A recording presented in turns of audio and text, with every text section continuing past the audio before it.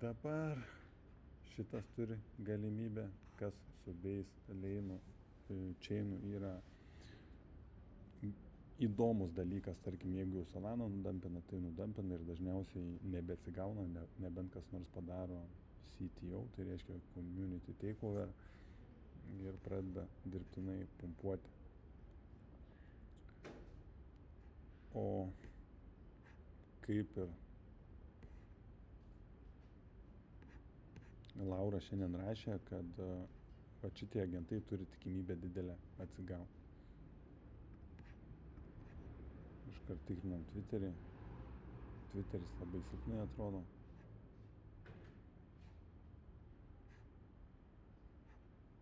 Tai yra kažkoksai užtikrintinumas.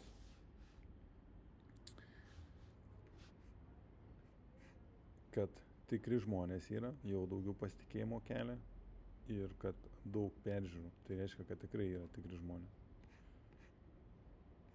Va, nes jų kaip ir mažai, bendruomenė maža, bet jų postus viešos pamato labai daug žmonių.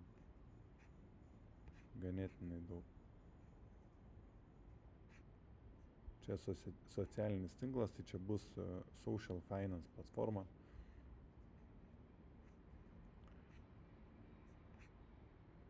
Tai šitą aš irgi watchlistą. Iš karto aš žiūriu, kaip čia mums su laiku, daug dar noriu papasakoti čia, nes žiūrėkit dabar Wojak. Tai kaip ir matot, praėjo mažiau negu 24 valandos. Vakar vedžiau pamoką apie tai, kaip ieškoti monetų ir ką reikia atkreipti dėmesį.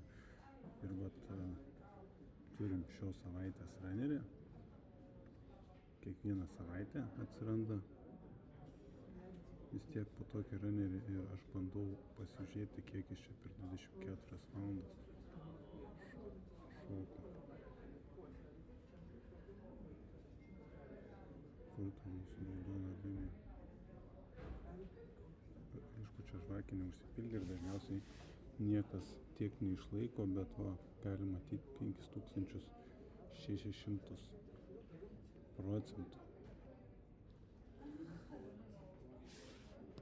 Tai tiesiog norėjau parodyti ir pademonstruoti, kad netgi ir tokioje rinkoje esant nauji projektai kuriasi ir yra galimybė juos pirkti. Mūsų mokymai apie tai ir yra, kaip ieškoti tokių projektų, kaip jas nusipirkti. Ir taip toliau. Galima atskiras 6 valandas apie tai kalbėti. Dėkuoju uždėmesį ir tikriausiai pradėsiu dėti daugiau iškarpų iš mūsų gyvų transliacijų.